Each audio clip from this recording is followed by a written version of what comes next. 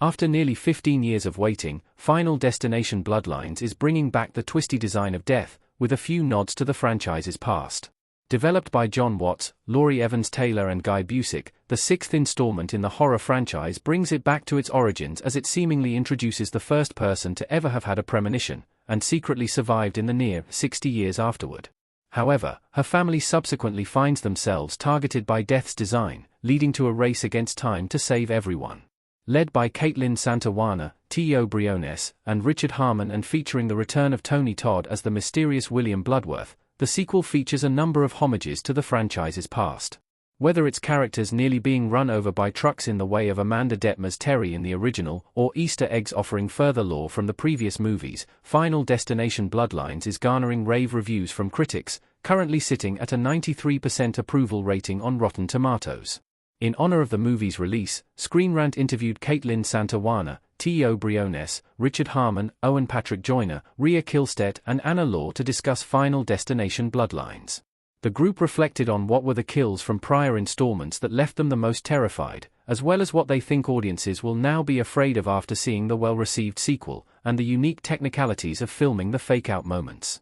The Bloodlines cast have a few familiar favorite Final Destination deaths. That's a tough one to watch. A driver is screaming in Final Destination 2.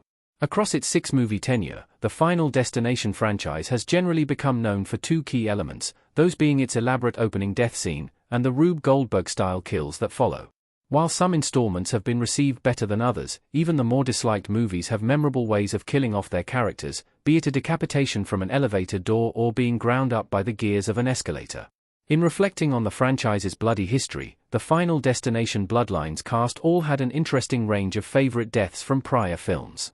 Both Warner and Kihlstedt actually turned to two of the kills from the movie just prior to theirs, with the latter specifically pointing to Final Destination 5's twist ending as being so relatable, while the former really enjoyed the build-up to Ellen Rose Candice dying from her gymnastics accident, calling it horrifying. Some of the cast also found themselves drawn to some of the more underrated, or less talked about, deaths from the franchise.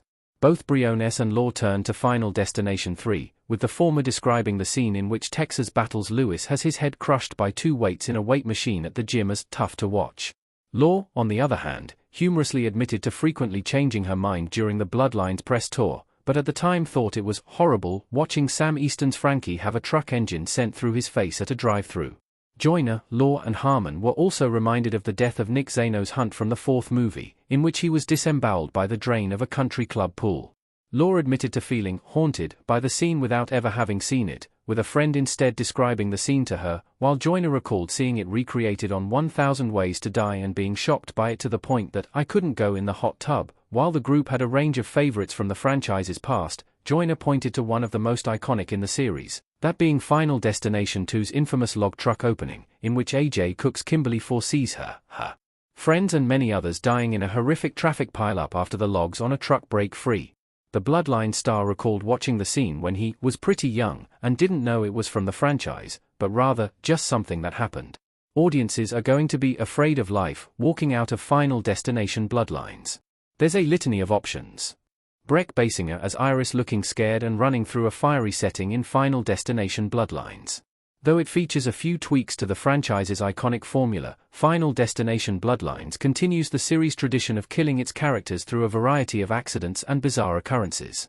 Many subsequently left audiences terrified of everyday things, whether it was flying after the Flight 180 crash of the original film, the aforementioned log truck of its sequel, or roller coaster rides after the third film. With Bloodlines, the cast believe there will be so many things that viewers are going to leave terrified of after watching the sequel. Warner and Briones both agree that garbage trucks will be a source of new fear for audiences, with the latter also pointing to lawn mowers, as already previewed in the trailers for the film. Kihlstedt also pointed to both revolving doors and MRI machines as being a new source of worry, the latter of which Joyner and Law also humorously agreed that viewers are not going to love getting MRIs or using vending machines. Another major set piece from Final Destination Bloodlines that the cast were enthusiastic about discussing is that of the tattoo parlor, another showcased in the trailers as Harmon's Eric seemingly falls into one of Death's traps. Warner humorously warned viewers, getting a tattoo or getting a piercing, don't do it, while Law also expressed her surprise that the Final Destination franchise had yet to turn a tattoo parlor into a place for death to run rampant, calling it a perfect location for such. Final Destination's fake-out scenes are both harder to film than they seem and fun. It sets you up in a different way to play them. A man standing in the street is about to get hit by a truck in Final Destination Bloodlines. While the actual setup of the kills themselves is often what makes the Final Destination movies entertaining, there are also plenty of scenes in which the audience is faked out and someone other than the expected person is killed by death's trap.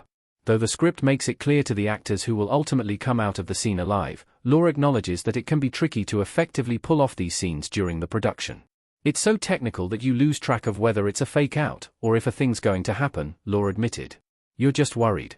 Chuckles, because a lot of shooting this movie is like, okay, hold that higher. Nope, lower, higher. It's a lot of inserts, a lot of super technical stuff. You have to do some blue screen, that stuff can be hard. And then just practical effects where you're like, yeah, maybe. For me, I was like running in a half circle. I had a really hard day where I had to run off frame and I kept doing that wrong. For some of the other Bloodlines cast, though, these scenes proved to be fun to get to shoot. Kihlstedt explained that those moments are just in there for the audience, giving them a chance to be surprised and yell, "Oh my God, no, she didn't die," and allowing the actors a different way to play the scenes. You have to lean into it so that everybody believes that the end is coming, Kihlstedt shared.